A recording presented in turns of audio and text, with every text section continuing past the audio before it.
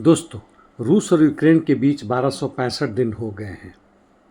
दक्षिणी क्षेत्र यानी जापोरिजिया ओब्लास्ट में यूक्रेन के सैनिकों ने काउंटर अटैक किया कामिन्स्की की तरफ और आउटस्कर्ट्स तक पहुंच गए, लेकिन वहां पर वह स्थिति मजबूत नहीं कर सके और वापस आना पड़ा, जबकि रूसी सैनिक स्टेपनोहिर्स्क की दिशा में आगे बढ़ रही है।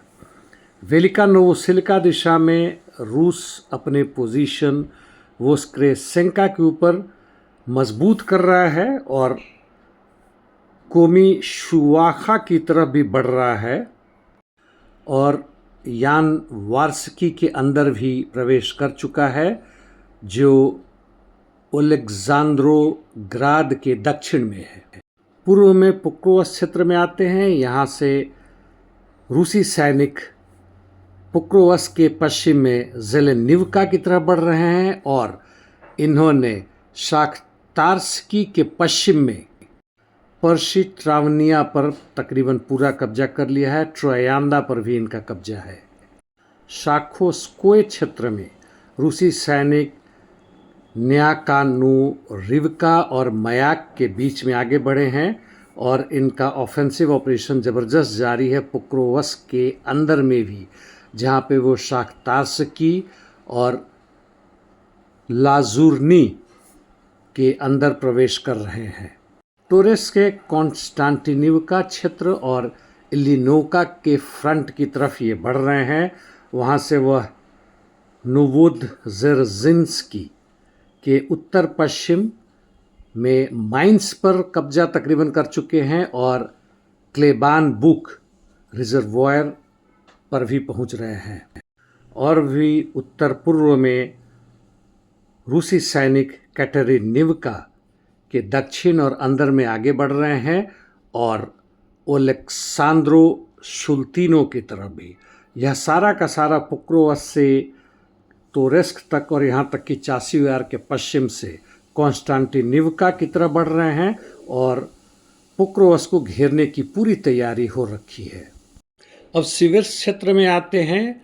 यहाँ पे रूसी सैनिक वर्खने कामिन्स्कोय की तरफ से सिविर्स की तरफ बढ़ रहे हैं और केवल 1.5 किलोमीटर बचा हुआ है सिविर्स के आउटस्कर्ट से, जबकि ग्राइहोरिवका के लिए भी लड़ाई चल रहा है।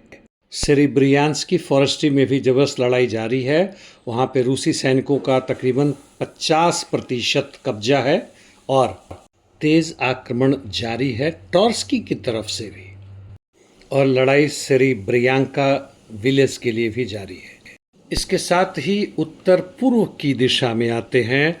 लाइमान में आईएसडब्ल्यू के हिसाब से रूसी सैनिक काफ़ी तेज़ी से लिमान के इर्द गिर्द क्षेत्रों में बढ़ रहे हैं। वैसे आईएसडब्ल्यू ने अपने रिपोर्ट में आजकल रूस के बढ़ते हुए जीत की चर्चा कम करते हैं।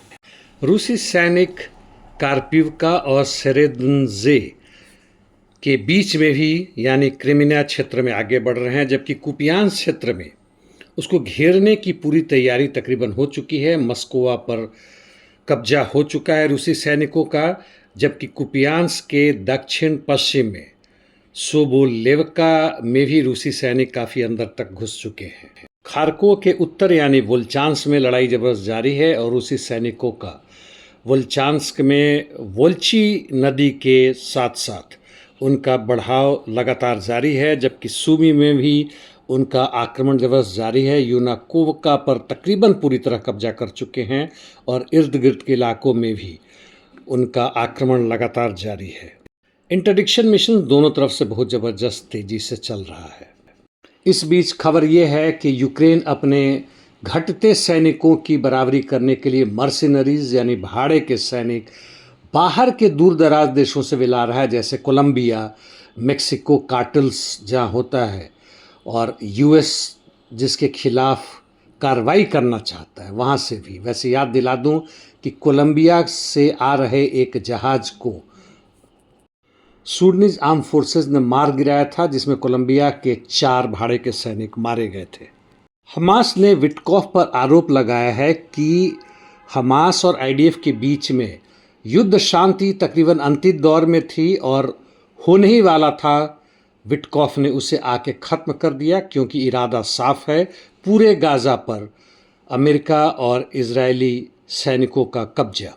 इस बीच इसराइल के खिलाफ दुनिया के कई जगहों में जैसे America, London, Istanbul, Amsterdam, Madrid, Geneva, Kuala Lumpur और यहाँ तक कि इज़राइल के अंदर ही हजारों नहीं लाखों लोग नेतान्याहू और युद्ध के खिलाफ आंदोलन कर रहे हैं। और इज़राइल के अंदर में उनका कहना है कि वह मास सिविल डिसओबीडियंस के तहत पूरे इज़राइल को ठप कर देंगे।